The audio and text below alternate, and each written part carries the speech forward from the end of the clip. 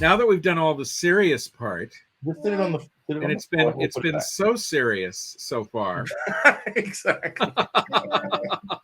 I can't imagine with a talking Mickey project that it's going to be serious at all. But then, it's hard-hitting news and investigative journalism. We're just having fun. This is this part. Now we get to this part. That's right. Okay. All right. You ready for number 11? Yeah. All right, let's go. Here's number 11. If you could have a year's supply of any Disney park snack, what would it be? Now, you see, I have constantly torn about the things I like. One thing I do know about myself, people prefer either sweet or savory. I am a savory person. I like things that are savory. Probably, if they told me you could have a year's supply of this, it would be the bacon-wrapped grilled asparagus spears from Bengal Barbecue in Adventureland. Those are so seriously good. They are just wonderful. We've had a couple people answer that in the past. I think one was Jeff Bayham with Doom Buggies. Oh, I know Jeff. Yes. Yeah, I think that was his answer, if I remember correctly. Right. They actually grill them there. They're not, made up somewhere else and brought in warming trays. No, they built a conical roof to go up to the top because they have a grill back there, and they are grilling them right there on the spot and bringing them out, and they are so good. We got to try that next time. Yeah. Yep. That's not something we did, but we need to. All righty. Here's number 12. If you could live in any Disney resort hotel, which one would it be? Again? Boy, there's a lot of nice hotels. Can I kind of cheat just a little on this answer? Yeah. I choose the Disney Magic cruise liner. Ooh. I would want to live on one of the Disney cruise liners because you would go all over the world, but you would be like you were living inside Disneyland. Yeah. But, that's a cool idea. But if I had to choose a resort hotel, I would choose the Grand Californian, and I would choose one of the beautiful, the Green and Green suite, named after two architects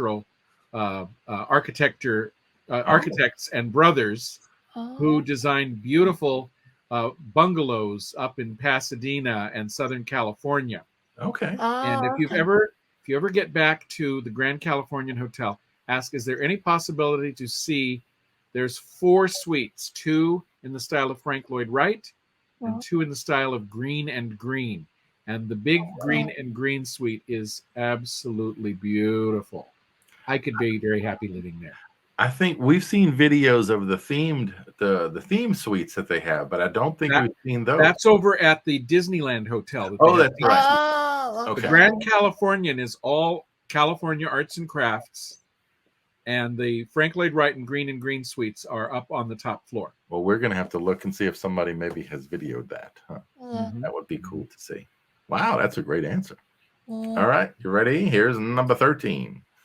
If you could build any Disney part of Kraken, current, ignite, or never built in your backyard, which one would it be? What do you think? Mine would be...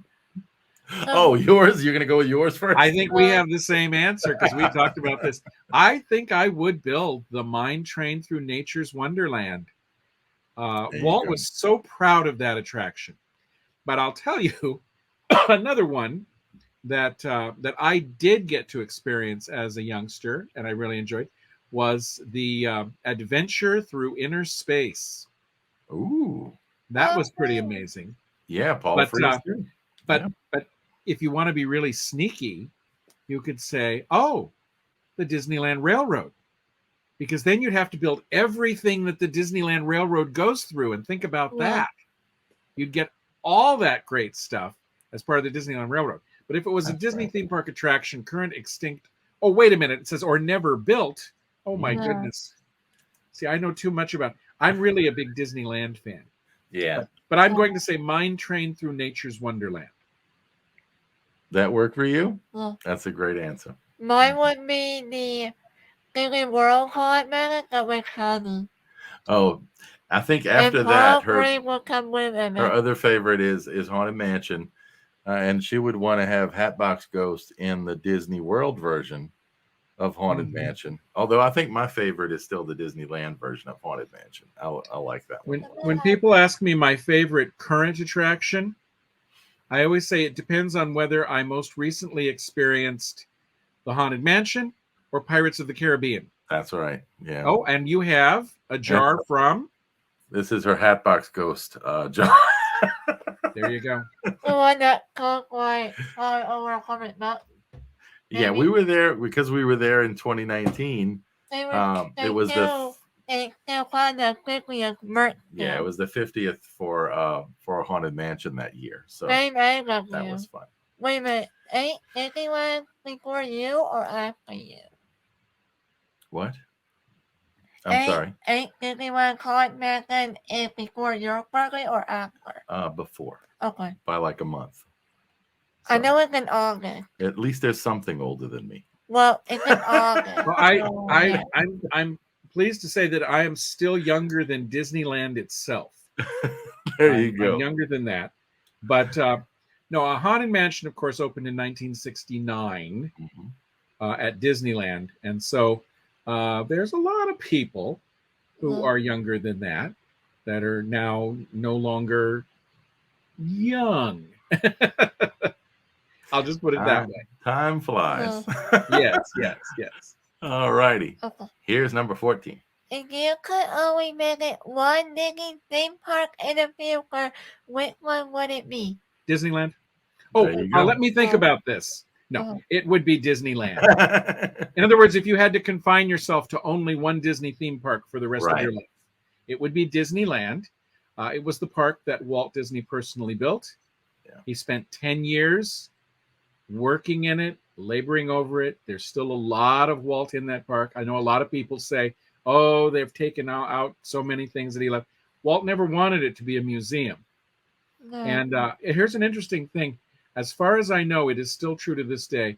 Disneyland, the park in Southern California, has more attractions than any other Disney theme park, than any single Disney theme park.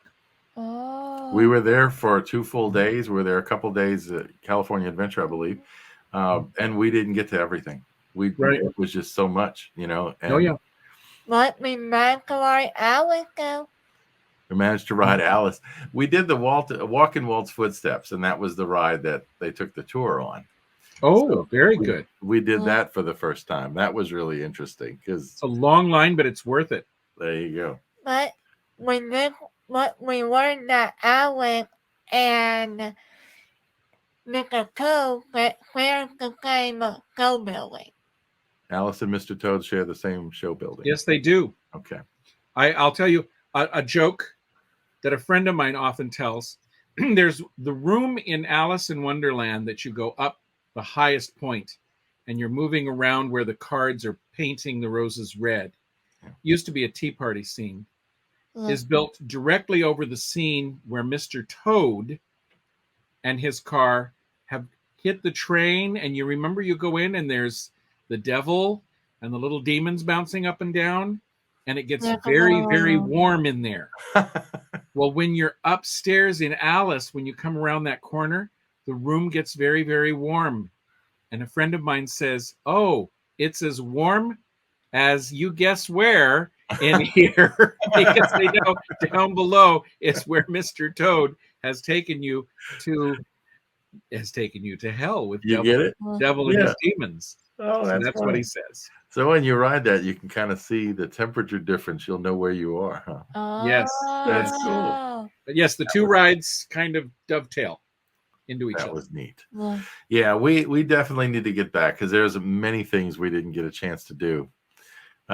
And we tried. It was just there was busier than we thought it would be at that point, but at the same time, there's just so many things, you know. All righty. Well, the big question. You ready for the big one? Okay. Okay, one more. What do you got? But I got the old e-ticket move, including the one that Walt Disney World. That's one of the things Emma likes to do is look for the historic things. So she was looking for the old ticket booths around the park and things like that. Yeah. And you did. You found several, right? You found ticket booths at Disneyland. Yeah. You know that the mushroom in front of Alice Yeah. was a ticket booth. The light, the little Lighthouse. lighthouse in front of Small Worlds. Storybook Land. Yeah. Yeah. The little whimsical train station in front of Casey. Yeah. That was one. But one that a lot of people don't realize. There's also a hidden ticket booth at the Opera House. Oh. When you walk up to the Opera House, Mhm. on the right-hand side and the left-hand side, there are framed poster frames. Mhm. They're bronze.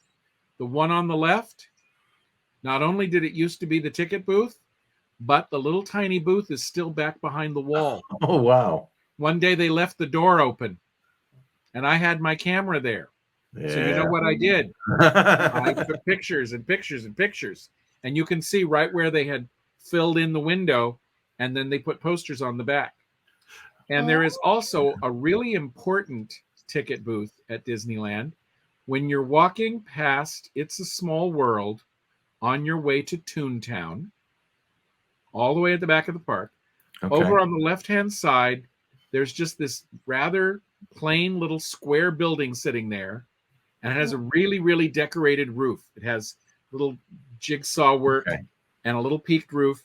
And for many, many years, they sold film and cameras there.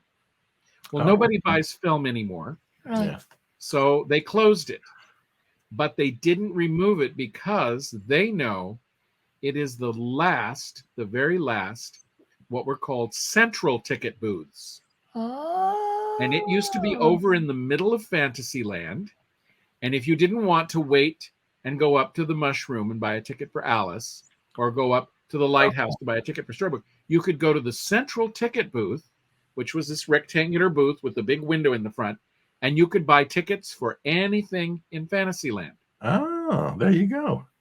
It That's is pretty still, interesting. it is still there in Disneyland Park, over to the left, to the west of It's a Small World, and before you get to Toontown.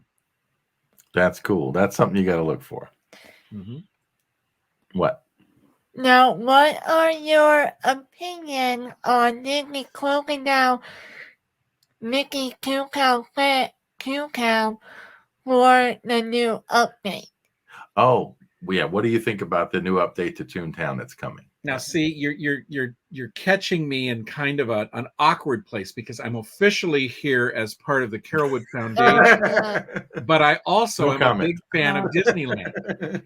But unlike a lot of big fans of Disneyland, I have always said they can take out, replace, or update anything as long as they bring us something better.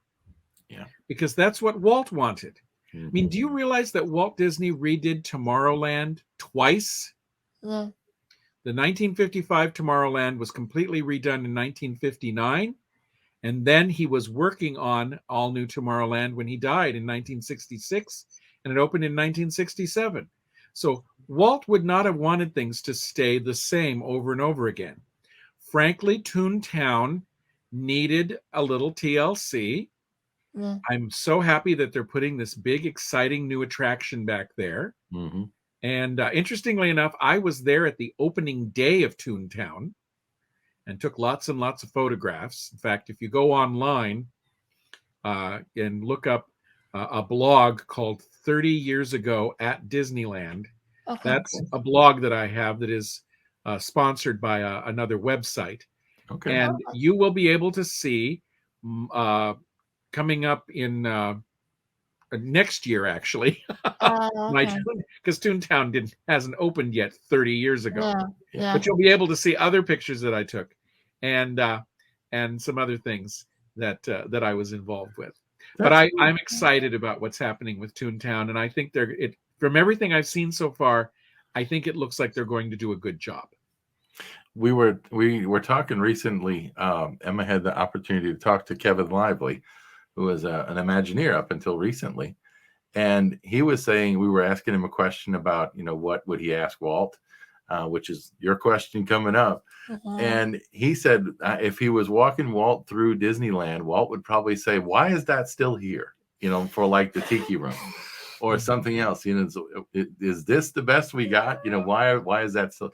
And I had never heard anyone say that before, but that seems to ring true to me. I would imagine I could hear him saying that. So yes, you make a really good point. So, all righty. Well, let's get to the question. All right. Yeah. You're dancing around it, but let's get to it. All right. Number 15. If you could ask Walt Disney and Roy O. Disney one question each right now, what will you ask them? Oh my goodness me. There are so many questions I would want to ask. But I think I would probably ask Walt Disney. There's some very specific questions about when he first arrived in Los Angeles.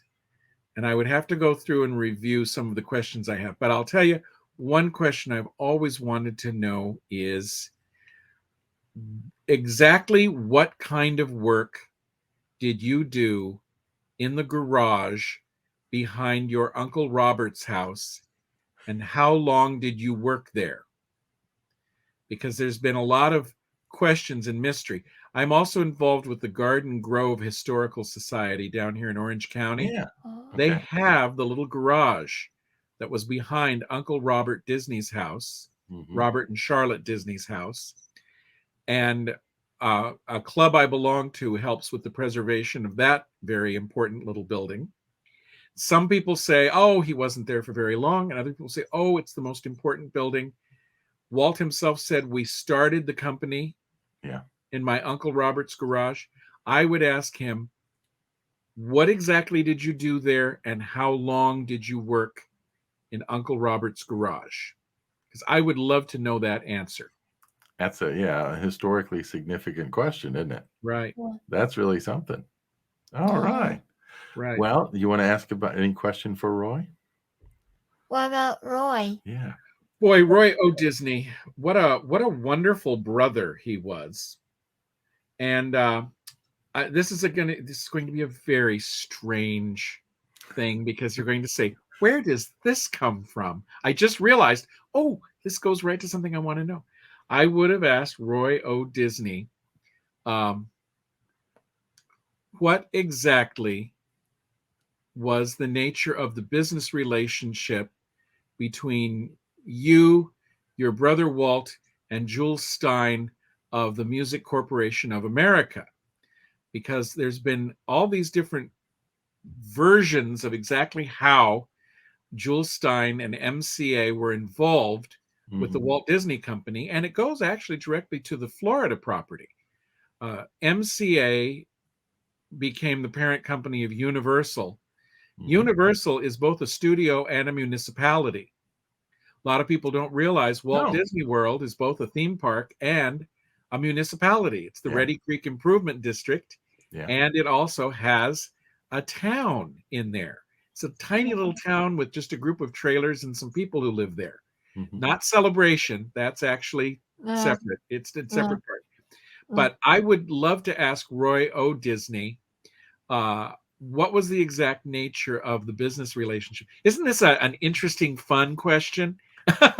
Well, you think about it. This is the fun part, but now I'm getting into all this arcane Disney history.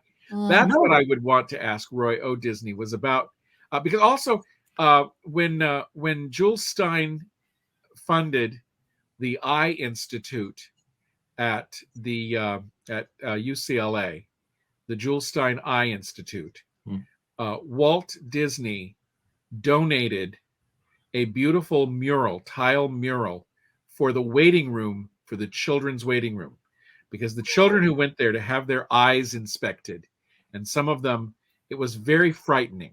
If you've had to spend time in hospitals and clinics, you know it can be very intimidating. And so Walt said to his friend Jewelstein, I would like to donate the decoration of the children's waiting room. He had Mary Blair, who designed It's a Small World, and who did the incredible tile murals at the Contemporary Resort and the beautiful tile murals in the 1967 Tomorrowland, design a beautiful scaled down version of the tile work that she did for those Small World inspired tiles, murals. Wow. It's still there to this day at the Jewelstein Eye Institute. And it has all of Mary Blair's beautiful, vivid colors and the little animals, and it's children from all over the world. And there was even a clock on the wall, and she turned that clock into a sunburst with the sun around it. And over on the side, there's a little dedication plaque, and on it says, "To Jewelstein with love, Walt Disney." And then the names of the artists who worked on it. And yeah, I would love to know. The sad part is Walt Disney died before the Institute was dedicated, or at least he was in St. Joseph Hospital, I believe. And I often wondered, did he ever get to see that completed project? He probably saw it when it was being worked on.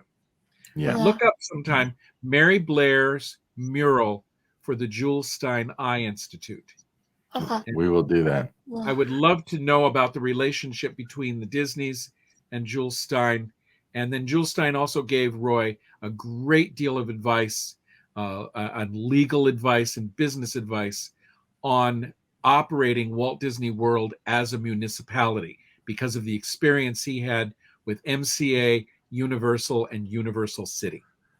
I had no idea. Never heard that. That is great. That is, this was the fun part of the interview, wasn't it? I'll tell you what, this is cool though. No, it gives us a lot to go look at, huh?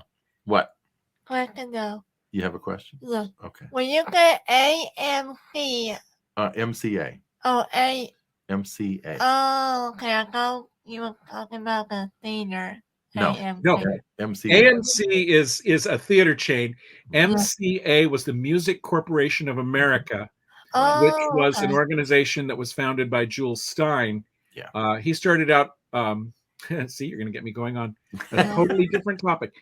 He started out managing bands and singers.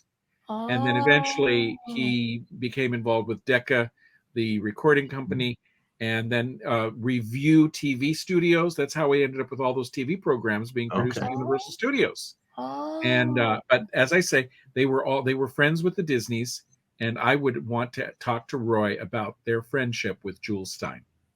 That's a great one. Yeah. I tell you what, this has been a lot of fun. I've learned a lot, and I've had a really good time. Thank you for doing this. Yeah. Thank you for asking, and it was such a pleasure to meet you. And I'm not just saying this. When you come back out to California again, I would love to meet with you, and even possibly go to Disneyland with you. We can have a good time. Oh my goodness! Yeah, we got to make a plan. Yeah. Okay, you have my contact information. You have my phone number. So yeah. Thank you. Okay, I appreciate that. Well, you have to formally say thank you. Yeah. All right, go ahead. Thank you, Mr. Marsh, for coming on my show. Thank you so much for asking me. I had a great time. And